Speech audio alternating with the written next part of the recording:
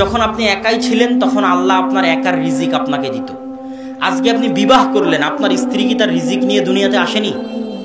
বিবাহ করে আপনি তাকে ঘরে নিয়ে আসলেন, এখন ওর রিজিক আল্লাহ কার মাধ্যমে আপনার কাছে পৌঁছাবে?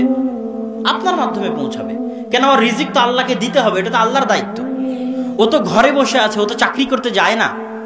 শত শত স্ত্রী, হাজারো লাখো স্ত্রী আছে যারা যায় না কি করতে? চাকরি করতে যায় না, বাড়িতে কাজ করতেছে, সন্তান সন্ততি লালন পালন করতেছে। সে কি রিজিক নিয়ে আসেনি?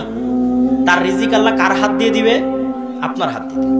আজকে একটা সন্তান হলো, সে কি রিজিক নিয়ে আসেনি? ওই সন্তানের ভাগ্যে যদি গোস্ত খাওয়া লেখা থাকে, তো ওই গোস্ত খাওয়ার টাকা আল্লাহ কার হাত দিয়ে দিবে? আপনার হাত দিয়ে দিবে। ওর ভাগ্যে যদি ভালো পোশাক আশাক লেখা থাকে, তো ওই ভালো পোশাক আশাকের টাকা আল্লাহ কার হাত দিয়ে দিবে? আপনার হাত দিয়ে দিবে।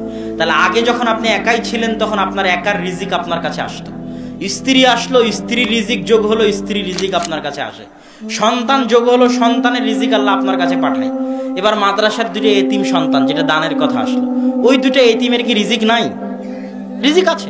ওই দুটো এতিমের রিজিকের দায়িত্ব যদি আপনি বহন করেন, তো ওই দুইটা এতিমের রিজিকের টাকা আল্লাহ কার হাত দিয়ে দিবে? আপনার হাত দিয়ে দিবে। এটা কার দায়িত্ব? আল্লাহর দায়িত্ব। আপনি পৃথিবীর যত মানুষের রিজিকের দায়িত্ব উঠাবেন, তত মানুষের রিজিকের ব্যবস্থা আল্লাহ আপনার হাত দিয়ে করে দিবে।